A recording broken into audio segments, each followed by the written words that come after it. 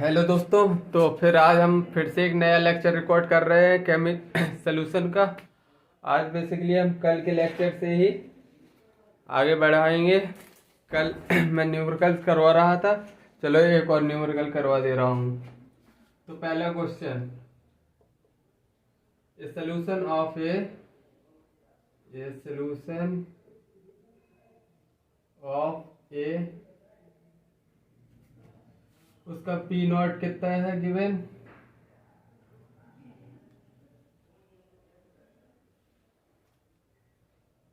उसका P naught given है 800 Tor.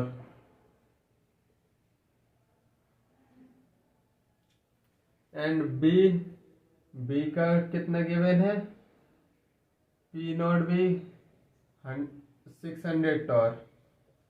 600 torr. Calculate mole fraction ratio, calculate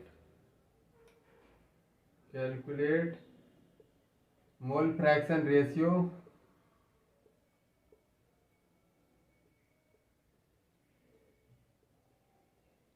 calculate mole fraction ratio of A and B, of A and B in solution,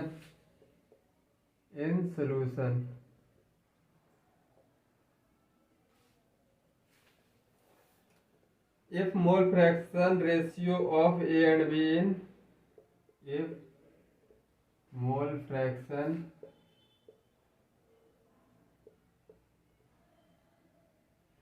ratio of A and B, ratio of A and B in vapor phase, in vapor phase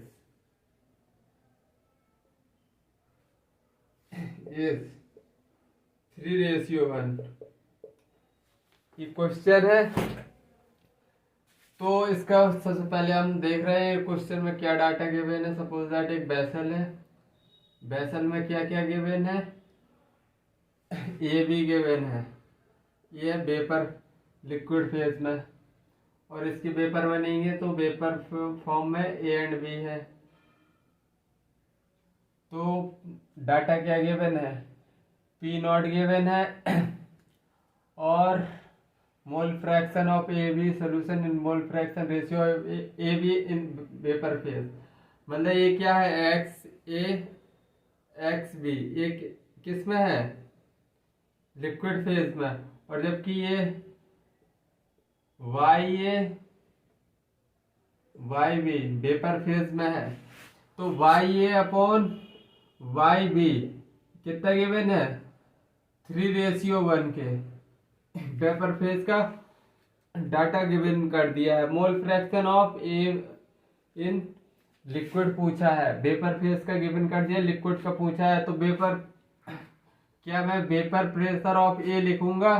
सबसे पहले मैं routes law के हिसाब से लिख रहा हूं vapour pressure of ए। तो क्या आएगा, P not A into X A, और यही अगर मैं पी ए किसके, पी ए पहले मैंने लिखा है डाल्टन्स लॉ राउट्स लॉ के हिसाब से, अब मैं लिखूंगा पी ए किसके, डाल्टन्स लॉ के हिसाब से। तो पी टोटल आता है और वाई ए, ये किसका लिख दिया मैंने, पी ए का, वेपर प्रेशर ऑफ ए लिख दिया है मैंने। सेम रहेगा डाल्टन्स लॉ के लिए ये रहेगा, और राउट्स लॉ में पी नॉट ए एक्स ए होता है। अब सेम पी बी के लिए लिख दो, पी नॉट भी आएगा अपॉन एक्स बी, और कितना निकल के आएगा, पी टोटल, अगर डाल्टन्स लॉ लगाएंगे वाई बी। अब इनको डिवाइड कर दो, पी टोटल से पी टोटल कट गया। Mole fraction in vapour phase में अपन को डाटा गिवन है 3:1। तो अब हमको P not a P nought भी गिवन है, मतलब 800 पी नॉट ए, और पी नॉट भी कितने गिवन है 600, और पूछा क्या है एक्स ए एक्स भी पूछा है। और वेपर फेस का डाटा अपन को गिवन है 3:1, 0 कट गया, एक्स से अपॉन एक्स बी कितना निकल के आया 3:1। अब ये ऊपर चला जाएगा और नीचे आ जाएगा 8, मतलब 2 3 जा 6, 2 4 जा 8, कितना निकल के आया 9/4। ये हमारा आंसर निकल आया मोल फ्रैक्शन का। आई थिंक ये क्वेश्चन तुम्हें समझ में आया होगा। चलो अब आगे बढ़ते हैं।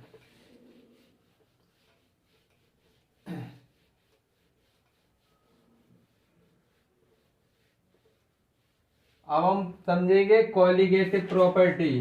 बेसिकली अब हम पढ़ने क्या जा रहे हैं, कॉलिगेटिव प्रॉपर्टी। अब हम क्या पढ़ेंगे, colligative property. Colligative property, colligative property क्या होती है? बेसिकली ये सोल्यूशन की प्रॉपर्टी होती है जिसमें ये numbers of moles of solute पर डिपेंड करती है। कितने नंबर है सोल्यूशन में, सॉल्यूट के कितने नंबर है, ये इस पर डिपेंड नहीं करती कि जो सॉल्यूट का नेचर है वो किस प्रकार का है। मतलब ये नंबर ऑफ सॉल्यूट पे डिपेंड करती है colligative property. Those property of solution, those property of solution, those property of solution which depend upon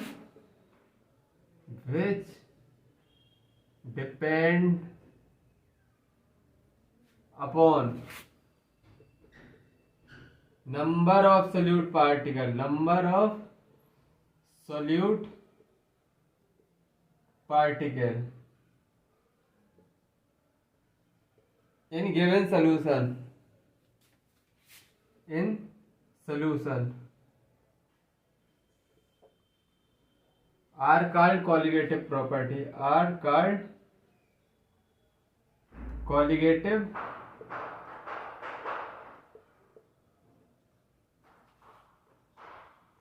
property. इसका दूसरा पॉइंट लिखेंगे, it is independent, colligative property do not depend upon, colligative property do not depend on, depend on nature of solute particle, nature और size of solute particle, solute particle.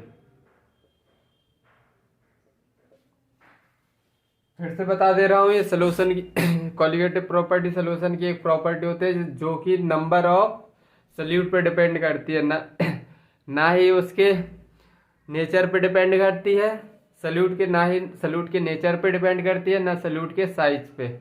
I think clear हो गया होगा। चलो हमको basically 4 types की colligative property पढ़ना है, तो उनके नाम लिखवा दे रहा हूँ, एक एक करके आगे डिस्कस करेंगे।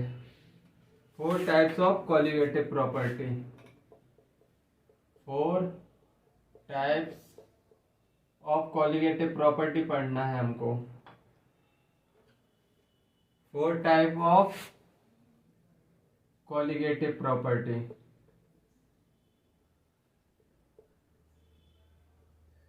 Property 4 type of colligative property. पहली,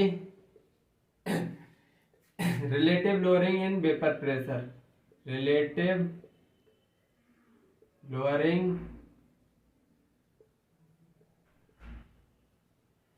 इन vapour pressure.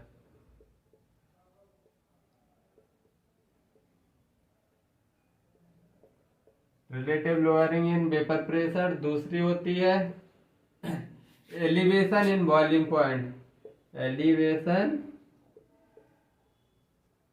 In boiling point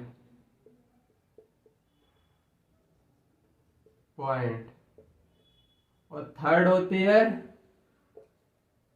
depression in freezing point, depression in freezing point.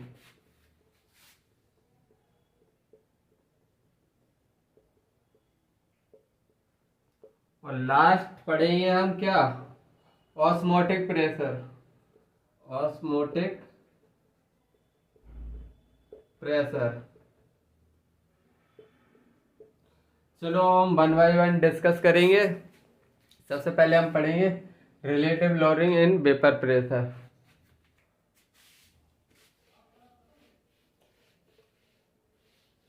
पहली स्टार्ट कर रहे हैं हम relative lowering in vapour pressure. पहली क्वालिटेटिव प्रॉपर्टी पढ़ रहे हैं, relative lowering in vapour pressure, vapour pressure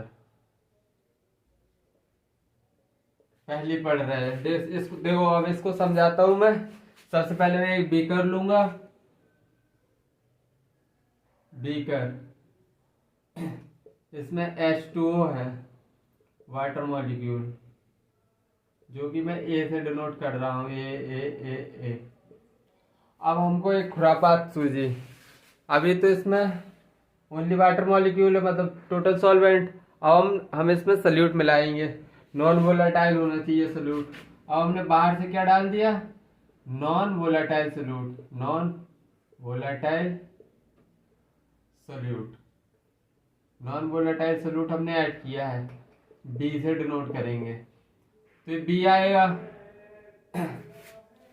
तो पहले देखो कि इसमें प्रेशर कितना बन रहा होगा, P not, vapour pressure P not. इसमें पहले कुछ प्रेशर बन रहा होगा, तब पानी सॉल्यूट नहीं डला होगा, P not, vapour pressure of pure solvent.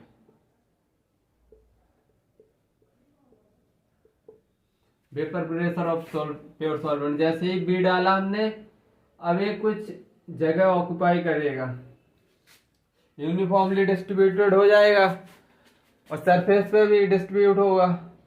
तो देखो अभी जो वेपर निकल रहे थे ए के, अब उनका सरफेस एरिया कम हो गया, मतलब जहाँ पे ए के मॉलिक्यूल है वहाँ कहीं कहीं बी के मॉलिक्यूल भी आ गए हैं। जैसे सपोज दैट ए की जगह इधर बी के मॉलिक्यूल आ गए हैं, तो क्या अब उतनी वेपर बन पाएगी, मतलब वेपर प्रेशर क्या हो रहा है, कम हो रहा है। हम पढ़ क्या रहे हैं, relative lowering in vapour pressure, यही तो हम पढ़ रहे हैं।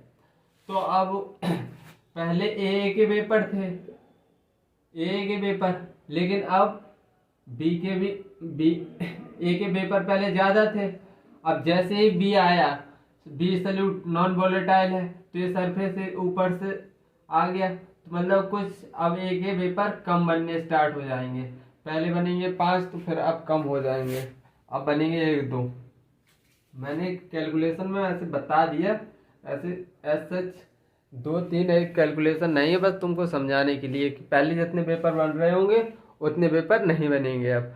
तो मतलब हम क्या बोल सकते हैं, वेपर प्रेशर पी क्या होता है, पी ले रहे हैं vapour pressure of solvent, vapour pressure of solution, vapour pressure of solution P है। तो अब बताओ पी नॉट और पी में कमेंट करो कि वेपर किस में ज्यादा होंगे। ये वेपर प्रेशर ऑफ सॉल्वेंट है, प्योर सॉल्वेंट, और वेपर प्रेशर ऑफ सॉल्यूशन। अब बस कमेंट करो vapour pressure of pure solvent ज्यादा होंगे ना, vapour pressure of solution, vapour pressure of solution. तो इनिशियली जब प्योर था तब वेपर ज्यादा बन रहे थे, और जैसे ही सॉल्यूट पार्टिकल आ गए अब वेपर्स बनना थोड़ी कम हो गया है। तो अब हम इसमें स्टेटमेंट लिखेंगे, on adding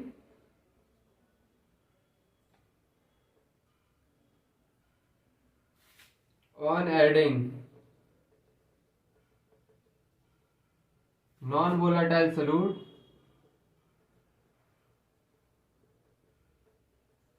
solute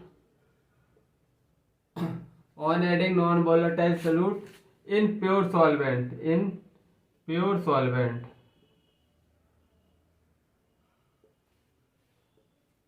Vapor pressure of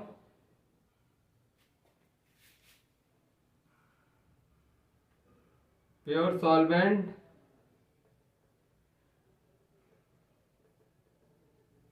decrease in solution. Vapour pressure कम हो जाएगा। पहले जितना वेपर बन रहे थे अब वो नहीं बन पाएंगे, क्योंकि नॉन वोलेटाइल सॉल्यूट बेसिकली भाप नहीं बनाएंगे। तो बस ये स्टेटमेंट यही लिखा है, on adding non volatile solute in pure solvent vapour पर pressure of pure solvent decrease in solution. हाँ सही लिखा। तो चलो अब हम थोड़ी और आगे की तरफ बढ़ते हैं।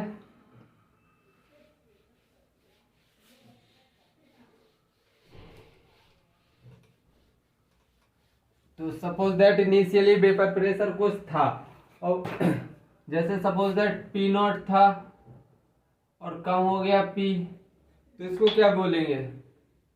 Relative lowering in vapour pressure. इसको क्या बोलेंगे? Relative lowering in vapour pressure.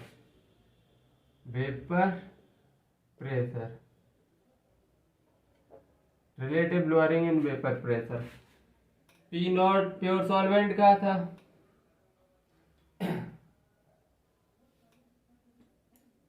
P not a.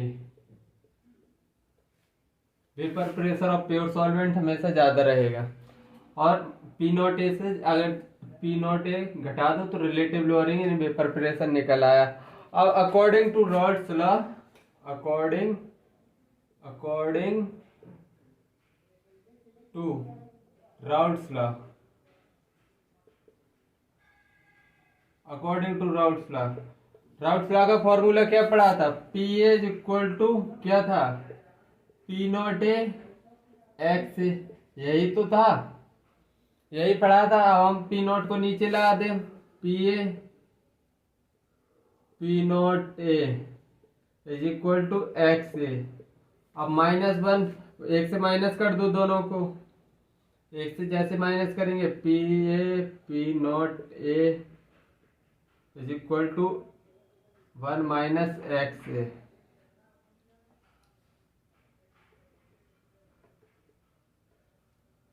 तो सही लिखा था यार। तो अब इसका P not A minus P A कितना निकल के आया? 1 माइनस एक्स ए को एक्स बी लिख सकता हूं या नहीं? एक्स ए प्लस एक्स बी पर हमेशा 1 होता है या नहीं? ये मैं तीसरी चौथी पांचवी बार ही बता रहा हूँ कि मोल फ्रैक्शन जितने कंपोनेंट होंगे उनमें सबका ऐड करेंगे तो यूनिटी ही आएगा।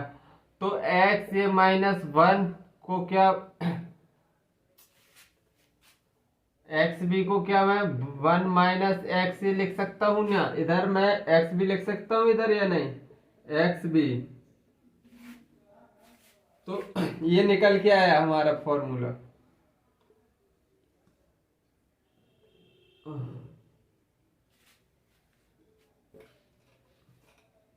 एक्स बी क्या है? मोल फ्रैक्शन ऑफ सॉल्यूट है, मोल फ्रैक्शन ऑफ सॉल्यूट है।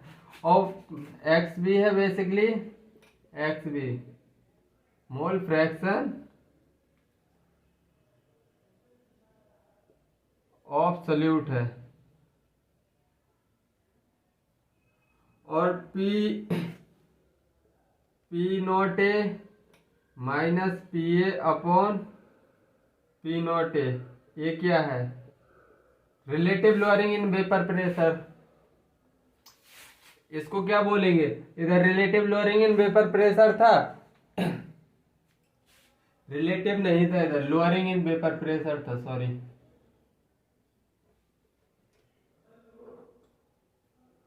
P not A minus P A, ये था लोअरिंग इन वेपर प्रेशर। अब P not A minus P A upon P not a, इसको क्या बोलेंगे, रिलेटिव लोअरिंग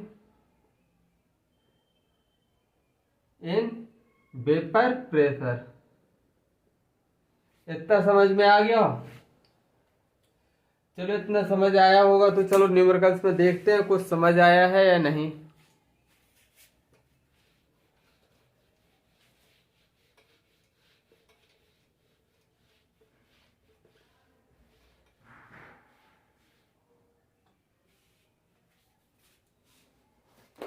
अल्टीमेटली न्यूमेरिकल्स ही सब कुछ है, न्यूमेरिकल्स की प्रैक्टिस करो बस।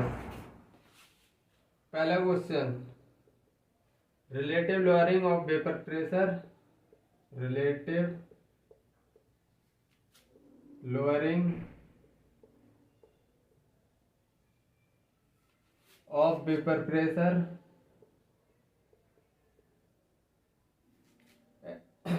of an aqueous solution of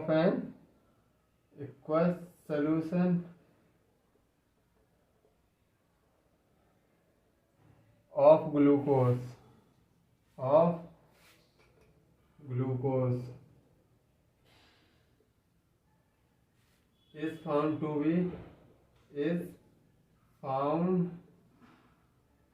be कितना, 176। Calculate mole of glucose, calculate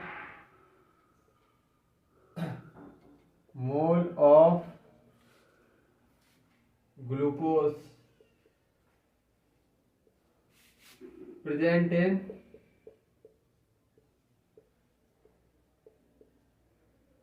180 gram water.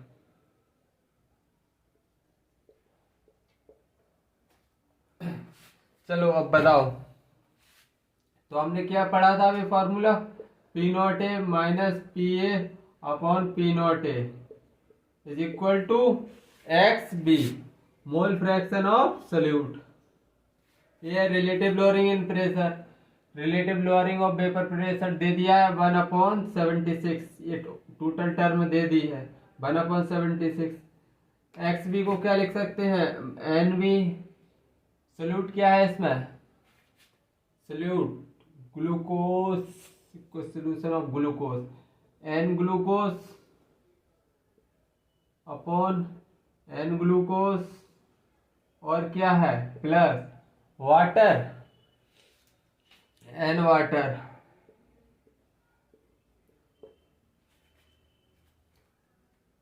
One 180 gram water, सही है।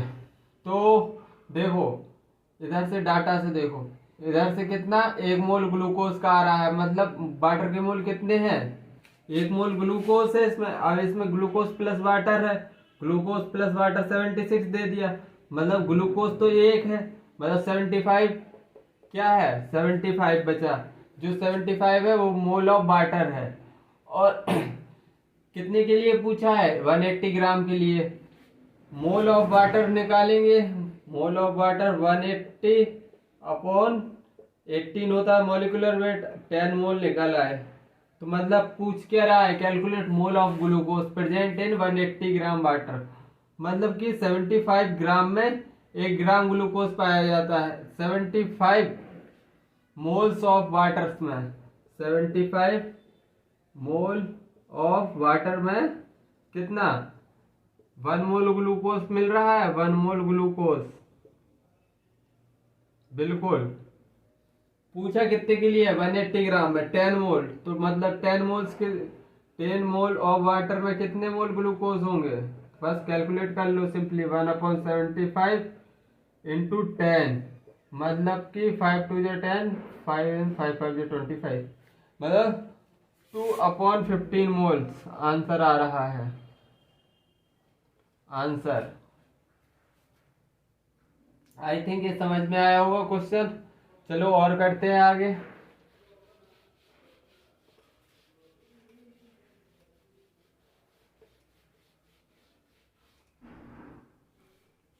आगे और करते हैं।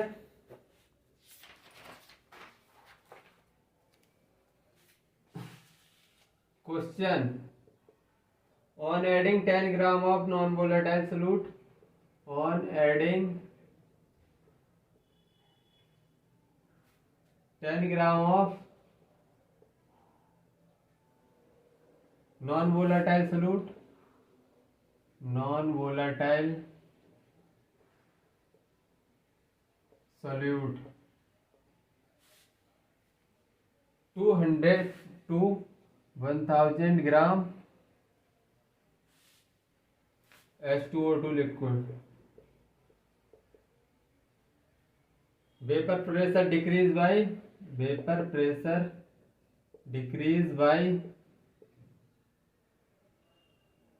100 torr.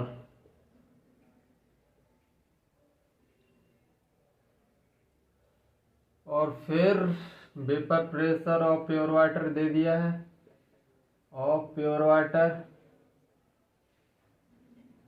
कितना गिवन कर दिया है, 500 टॉर, 500 टॉर। और calculate molecular weight of solute, calculate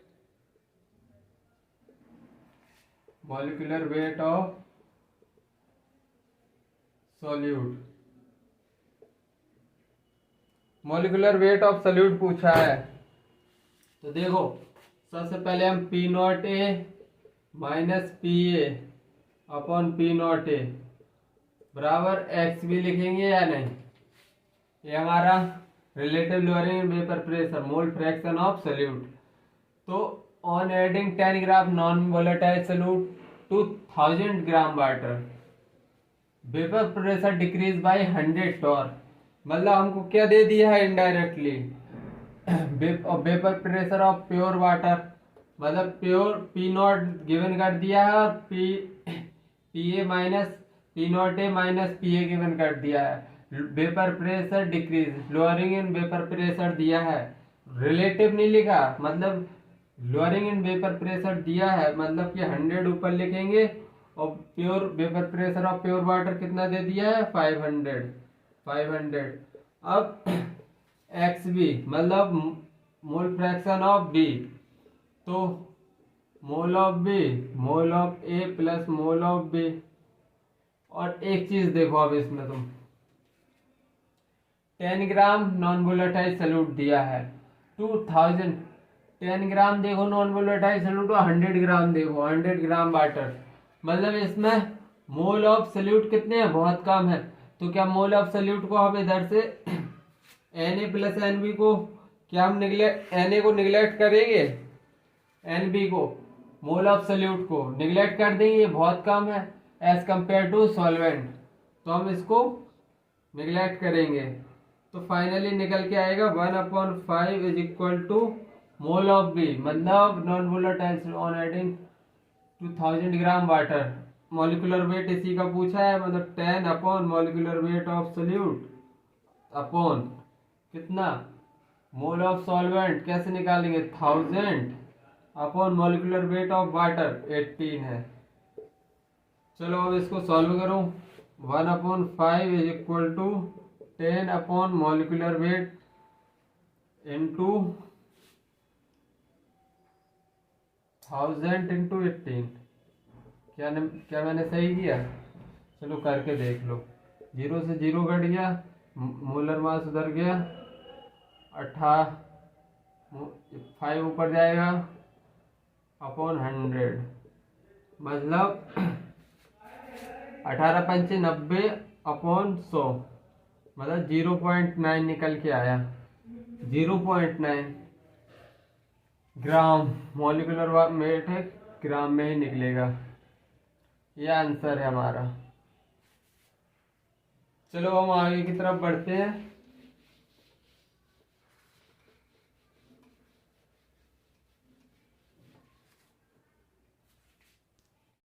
हम पढ़ रहे हैं एलिवेशन, दूसरी qualitative property, elevation in boiling point, elevation in boiling point.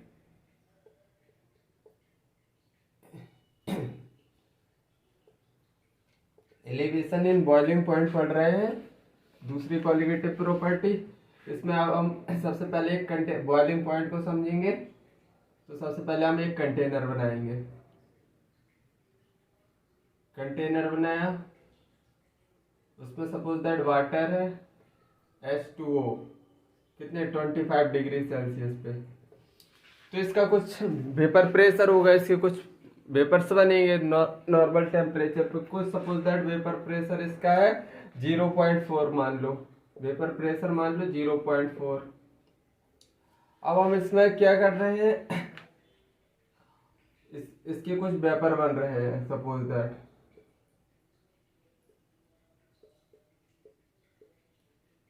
तो अगर नीचे से वेपर प्रेशर लग रहा, वेपर प्रेशर नीचे से बन रहे हैं कुछ वेपर्स, तो वो प्रेशर लगाएंगे ऊपर। तो ऊपर से एटमॉस्फेयर से भी क्या 1 एटमॉस्फेयर का प्रेशर लगता है एटमॉस्फेयर प्रेशर, या नहीं लगता? लगता है 1 एटमॉस्फेयर का। अब हम इसका टेम्परेचर बढ़ा के 25 डिग्री से अब हम कर दे रहे हैं 50 डिग्री सेल्सियस, इसी वाटर का 50 डिग्री सेल्सियस। तो इसके वेपर प्रेशर अब क्या हो जाएंगे, बढ़ जाएंगे। वेपर प्रेशर हो गया 0.8, तो और ज्यादा वेपर बनने लगे। अभी भी एटमॉस्फेयर वेपर प्रेशर पानी का 0.8 है और एटमॉस्फेयर का ज्यादा है, मतलब ये सेम लेवल पे रहेगा पानी। अब हमने टेम्परेचर कर दिया 100 डिग्री सेल्सियस, तो इधर वेपर प्रेशर कितना हो गया 1 एटमॉस्फेयर। 1 एटमॉस्फेयर जैसे ही 1 एटमॉस्फेयर होगा और ज्यादा वेपर्स बनेंगे, मतलब अब वेपर प्रेशर ऑफ एटमॉस्फेयर और वेपर प्रेशर ऑफ वाटर दोनों बराबर हो जाएंगे। अब इससे ज्यादा तुम गर्म करोगे तो पानी उछाल मारने लगेगा। अब तुमको समझ आया कि पानी उछाल क्यों मारता है, क्योंकि उसका वेपर प्रेशर 1 एटमॉस्फेयर के बराबर हो गया है, मतलब इसलिए अब उछाल मारने लगा। अभी तक जब तक जैसे 0.4 था 0.8 था तब तक तो सेम लेवल पर रहेगा, क्योंकि एटमॉस्फेरिक प्रेशर 1 atm लग रहा था, मतलब एटमॉस्फेयर ज्यादा था, एटमॉस्फेरिक प्रेशर ज्यादा था, तो सेम लेवल पे था पानी। और जैसे ही 1 एटमॉस्फेयर में पहुंचेगा उबाल मारने लगेगा, मतलब उससे ओवरकम कर रहा है, उसके बराबर हो गया उससे ज्यादा, तो इसलिए पानी उबाल मारने लगता है। तो बॉइलिंग पॉइंट क्या है, बॉइलिंग पॉइंट को समझ। Boiling point is the temperature, boiling point, boiling point of a solution of a liquid is a temperature, is a temperature जो कि 100 डिग्री सेल्सियस रहता है वाटर के केस में। Boiling point of A solution liquid is a temperature at which vapour pressure of liquid become equal to atmospheric pressure. Vapor pressure of liquid become equal to atmospheric pressure.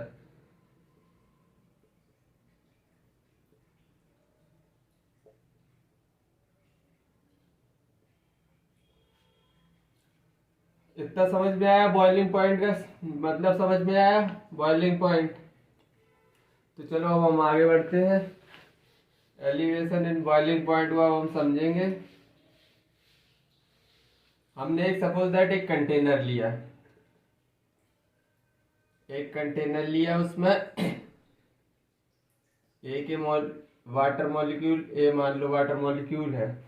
अब हमने इसमें क्या किया, सब 25 degree Celsius पे इसके vapour pressure होगा, कुछ वेपर प्रेशर होगा, सपोज दैट वेपर प्रेशर मान लो कितना 25 डिग्री सेल्सियस पे मान लो 0.4 एटमॉस्फेयर।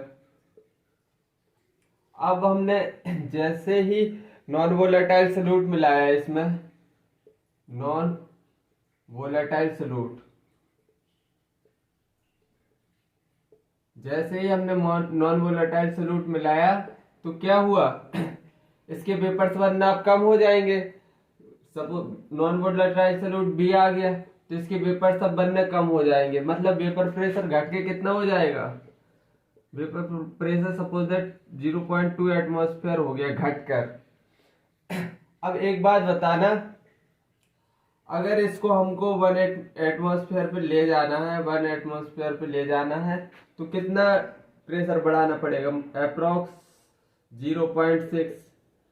और इसको अगर 1 एटमॉस्फेयर पे ले जाना है तो इसका कितना बढ़ाना पड़ेगा टेम्परेचर, इसका वेपर प्रेशर 0.8। तो देखो इस किस में टेम्परेचर ज्यादा लगेगा? इसमें वेपर कितनी बढ़ाना है? 0.6। इसमें कम टेम्परेचर, मतलब ये 100 डिग्री सेल्सियस पर उबल जाएगा, मतलब ये 100 डिग्री सेल्सियस पे बॉयल करने लगेगा। जबकि इसमें अगर 1 एटमॉस्फेयर में पहुंचना है तो इसके वेपर प्रेशर कितना बढ़ाना पड़ेगा? 0.8। मतलब कि इसमें 0.6 में 100 डिग्री सेल्सियस 0.6 वेपर प्रेशर बढ़ाना पड़ेगा, इसमें ज्यादा। तो 1 एटमॉस्फेयर किस में जल्दी पहुंच जाएंगे? जिसमें इसमें 100 डिग्री सेल्सियस देंगे, इसमें जल्दी पहुंच जाएंगे। इसमें 1 एटमॉस्फेयर में पहुंचने के लिए हमको क्या ज्यादा टेम्परेचर देने पड़ेगा, मतलब कि 105 डिग्री के अप्रोक्स देना पड़ेगा हमको 1 एटमॉस्फेयर तक पहुंचने के लिए, क्योंकि इसके वेपर्स कम है, इसके वेपर ज्यादा है। मतलब इसमें एफर्ट कम डालने पड़ेंगे 1 एटमॉस्फेयर डालने के लिए। मतलब इसमें जिसमें वेपर कम उसमें टेम्परेचर, जैसे इसमें वेपर प्रेशर कितना है 0.4, तो 1 एटमॉस्फेयर जल्दी पहुंच जाएगा। वेपर प्रेशर का डिफरेंस ओनली 0.6 का है, तो 100 डिग्री सेल्सियस पर। अब इतना तुमको समझ में आ गया होगा। चलो तो एक स्टेटमेंट लिखवाता हूँ। अगर तुम नॉन वोलेटाइल सॉल्यूट मिलाते हो तो इसी को क्या बोलेंगे हम? एलिवेशन। एलिवेशन हो गया है बॉइलिंग पॉइंट में। तो हम स्टेटमेंट लिखेंगे, boiling point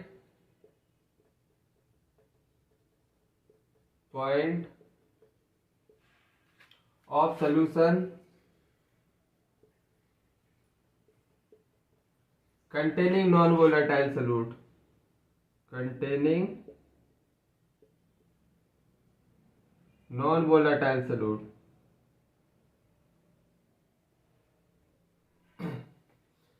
boiling point of solution containing non-volatile solute have higher boiling point, higher boiling point, higher boiling point as compared to as compared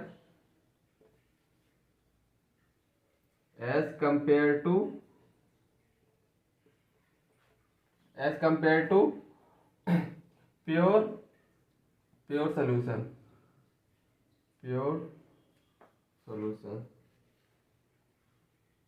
pure solvent. मतलब जैसे हम नॉन वोलेटाइल सॉल्यूट मिलाएंगे तो vapour pressure obviously कम बनेगा। देखो इसको दोबारा समझा दे रहा हूँ। अगर तुमने नॉन वोलेटाइल सॉल्यूट बनाया तो सपोज दैट पहले वेपर प्रेशर प्योर सॉल्वेंट का था, वाटर का कितना था? 0.4। अब हमने नॉन वोलेटाइल सॉल्यूट मिलाए तो इसका वेपर प्रेशर घट के कुछ रह जाएगा। जैसे ही वेपर प्रेशर घट गया, अब हम इसको दोनों को बॉईल करना है, हमको 1 एटमॉस्फेयर पहुंचाना है, तो किसमें ज्यादा टेम्परेचर देना पड़ेगा?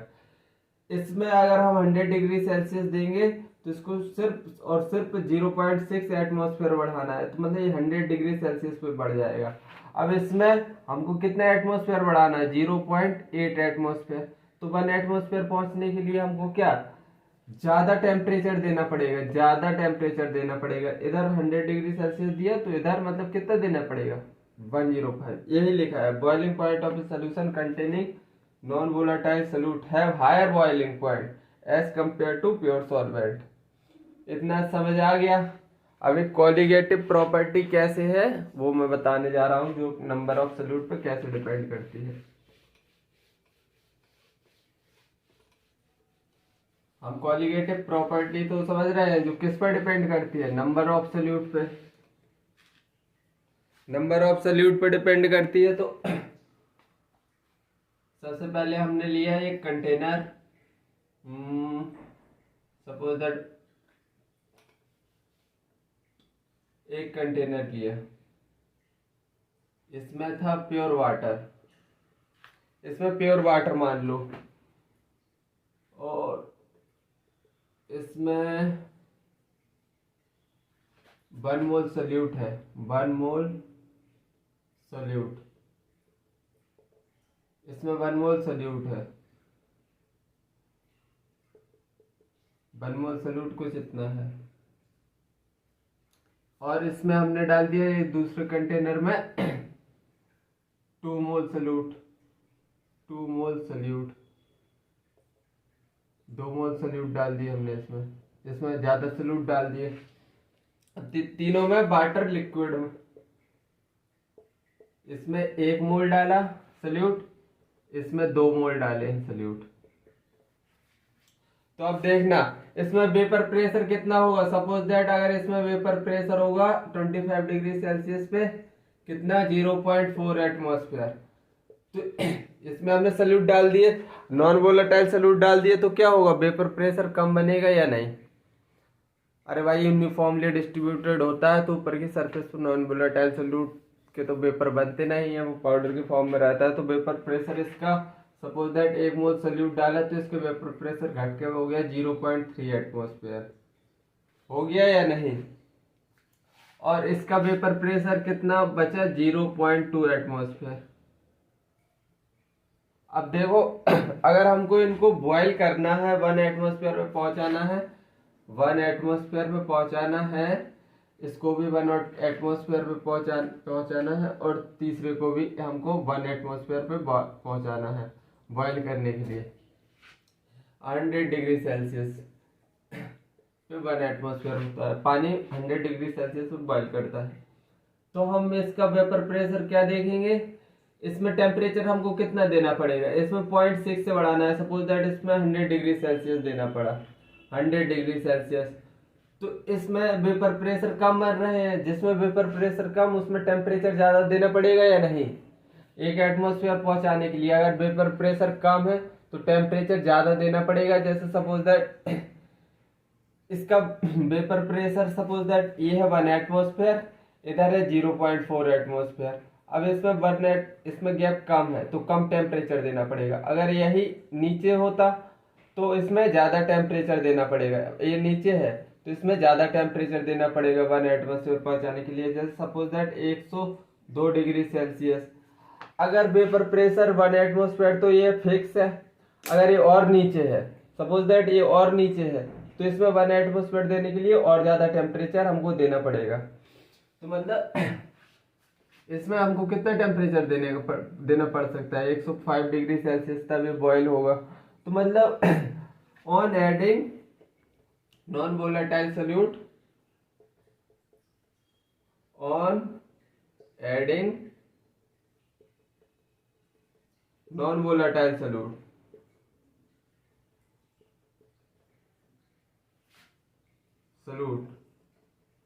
Vapour pressure of solution decrease, vapor pressure of solution, vapour pressure of solution क्या होता है, डिक्रीज करता है, डिक्रीज। एंड वेपर प्रेशर जैसे जैसे हम सल्यूट डालते जा रहे हैं, वेपर प्रेशर पहले था 0.4, सल्यूट आ गया है तो बचा 0.3, फिर बचा है 0.2। मतलब on adding non volatile solute vapour pressure of solution decrease. And boiling point क्या हो रहा है, देखो boiling point of solution, boiling point of solution, boiling point of solution क्या होता है, इंक्रीज होता है। इतना तुमको समझ आ गया होगा। तीसरी अब नंबर कॉलिगेटिव प्रॉपर्टी अब समझ में आ गई होगी। एलिवेशन इन बॉइलिंग पॉइंट, कैसे टेम्परेचर बढ़ता है सोल्यूट को मिलाने से। चलो अब थोड़ी और आगे बढ़ते हैं।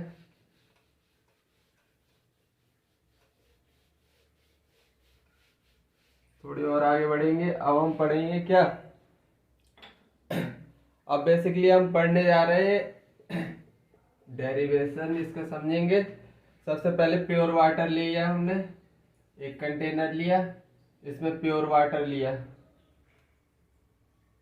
इसमें है क्या, प्योर वाटर, H2O प्योर है। अभी ये 25 डिग्री सेल्सियस पे है।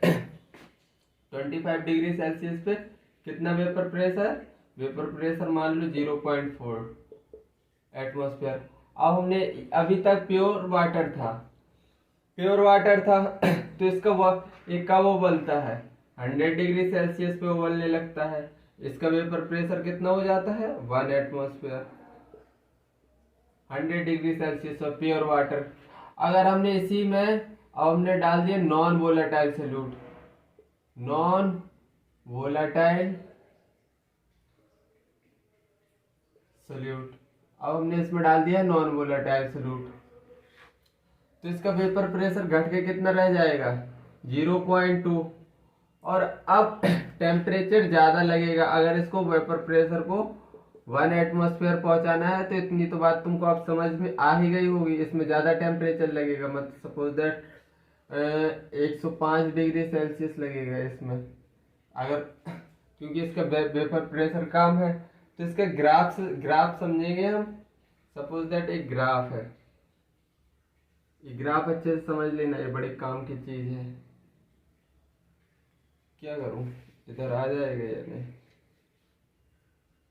कंटेनर ज्यादा बड़ा बना दिया, चलो हटाओ, इधर ही बनाते हैं ग्राफ को।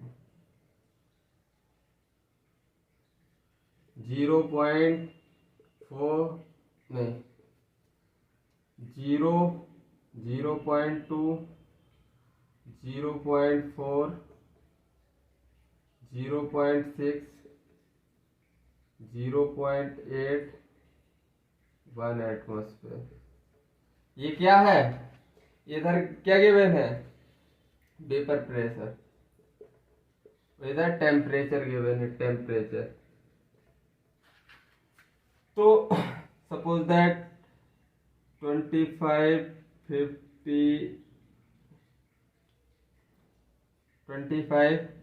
50 degree Celsius, 75 degree Celsius, 100 degree Celsius, 100 105 degree Celsius. तो देखो 1 एटमॉस्फेयर 1 एटमॉस्फेयर को हम रेफरेंस लेंगे।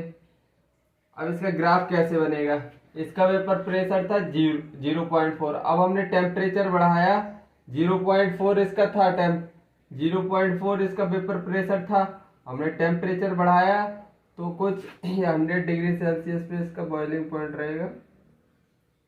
तो हमने टेम्परेचर बढ़ाया, इसका 0.4 था, और जैसे ही टेम्परेचर बढ़ाया ये क्या हुआ, बढ़ के 100 डिग्री सेल्सियस पे बॉइलिंग पॉइंट पे पहुंच गया। गलत बन रहा, थोड़ी सही नहीं बन रहा, 0.4 पे था, ये बढ़ के कुछ ऐसे ग्राफ बनेगा इसका। मैंने ये ग्राफ दोबारा बना रहा हूँ कि टेम्परेचर जैसे जैसे टेम्परेचर बढ़ते हैं वेपर प्रेशर बढ़ता है। तो ये क्या था, प्योर सॉल्वेंट का था, प्योर सॉल्वेंट। अब हमने जैसे ही नॉन वोलेटाइल सॉल्यूट ऐड किया, वेपर प्रेशर घट के 0.2 हो गया, 0.2। अब इसको हमको 1 एटमॉस्फेयर पे पहुंचाना है। 1 एटमॉस्फेयर तो सिंपली इधर ही रहेगा, लेकिन अब टेम्परेचर ज्यादा लगेगा, टेम्परेचर ज्यादा लगेगा तो कुछ ग्राफ ऐसे आएगा। अब यही 105 डिग्री सेल्सियस पर बॉयल करेगा। तो ये क्या है, टी इनिशियल किसका है, सॉल्वेंट का, सॉल्वेंट। ये क्या है, T solution, T initial T final लिख लो ना यार, टी इनिशियल और टी फाइनल। आई थिंक इतना समझ में आ गया होगा। और ये किसका है, ये ग्राफ है सोल्यूशन का, सोल्यूशन का। अब इसका डेरिवेशन कर रहा हूं मैं अगले स्लाइड में। ये क्या है टोटल, इसको ये क्या निकल के आया, डेल्टा टी बी, इसको क्या बोलेंगे, elevation in boiling point, elevation in boiling point. इसकी कुछ वैल्यू होती है, मैं आगे बताने वाला हूं। ये डेल्टा टी बी है, difference in boiling point elevation. Initially 100 पे बॉयल हो रहा था पानी, तब तुमने सल्यूट मिलाया, ये सोल्यूशन में सल्यूट मिला है, तो इसका वेपर प्रेशर, अगर तुमने सल्यूट मिला दिया तो वेपर प्रेशर तो ऑब्वियसली प्योर सॉल्वेंट से कम रहने वाला है। अरे भाई सल्यूट मिला दोगे तुम तो वेपर प्रेशर तो घट के 0.2 हो गया। अभी नीचे से ही बनेगा ग्राफ या नहीं बनेगा? बस फिर सेम ग्राफ, जैसे ही टेम्परेचर बढ़ाओगे वेपर प्रेशर बढ़ता है, सेम नीचे से ऐसे ग्राफ बन गया। अब चलो मैं इसका डेरिवेशन करवा दे रहा हूं। तो डेल्टा टी क्या लिखेंगे इधर? डेल्टा टी भी सीधा इधर ही बता दे रहा हूँ, T final minus T initial, इधर ही लिख के बता दे रहा हूँ ना मैं तुमको। Delta T B elevation in boiling point, T final minus T initial, क्योंकि हायर वैल्यू ये है ना, तो टी फाइनल सोल्यूशन की है बेसिकली, टी फाइनल किसकी है? सोल्यूशन की। तो इधर ही डेरिवेशन नहीं करूंगा, आगे चलो कर दे रहा। तो जैसे ही नॉन वोलेटाइल सल्यूट मिलाते हैं तो क्या वेपर प्रेशर कम हो जाते हैं। जैसे ही हमने सल्यूट मिलाया सोल्यूशन में तो वेपर प्रेशर कम हो गया, वेपर प्रेशर कम हो गया तो मतलब उसको टेम्परेचर ज्यादा देना पड़ेगा हमको बॉयल करने के लिए। इतनी बात तुमको समझ में आई? तो डेल्टा टी भी बेसिकली होता है डायरेक्टली प्रोपोर्शनल होता है मोलैलिटी के, और ये मोलल डेल्टा टी भी अगर डायरेक्टली प्रोपोर्शनल हटा, एम क्या है? मोलैलिटी, मोलैलिटी के डायरेक्टली प्रोपोर्शनल होता है डेल्टा टी भी। और अगर हम इसका डायरेक्टली प्रोपोर्शनल कांस्टेंट हटाएंगे तो एक कांस्टेंट आएगा के बी, के बी इंटू मोलैलिटी। के बी को क्या बोलते हैं? मोलल नहीं, molal elevation constant, molal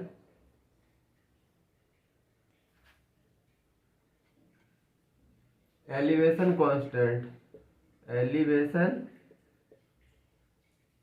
constant और कांस्टेंट, और इसको क्या बोलते हैं? ईब्यूलोस पे, ईब्यूलोस क्या बोलते हैं? ईब्यूलोस पे,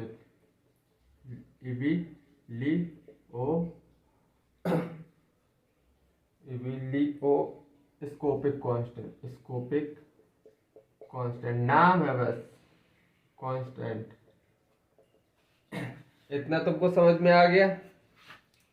और के बी क्या है? Finally molar elevation constant. ये डेल्टा टीवी का फॉर्मूला याद रख लो बस, इसी से तुम्हारे क्या न्यूमरल्स निकलने वाले हैं।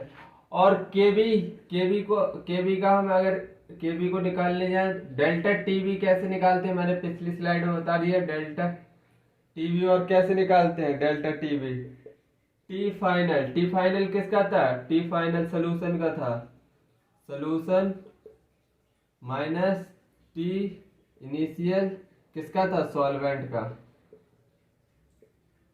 ये फॉर्मूला ये याद रख लेना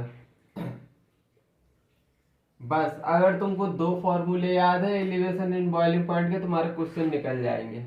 ये मोलैलिटी है, ये केबी है, और तीसरा एक और फॉर्मूला लिखवा दे रहा हूँ केबी का। ये एस तुमको याद नहीं रखना, बस तुमको एक लिखवा दे रहा हूँ, एक काम का बिल्कुल फॉर्मूला नहीं है। M R T B square, molar mass है, एम आर गैस कांस्टेंट है, टीवी तो क्या है? एबिलोस्कोपिक कांस्टेंट है, और 1000 into delta heat of vaporisation है ये। तीसरा फॉर्मूला ये याद रख लेना। देखो तुम 3 फॉर्मूले याद रख लेना, पहला, दूसरा, तीसरा। नहीं ये दोनों इंपॉर्टेंट है, दो याद रख लेना, बगैर इन्हीं से क्वेश्चन हो जाएंगे।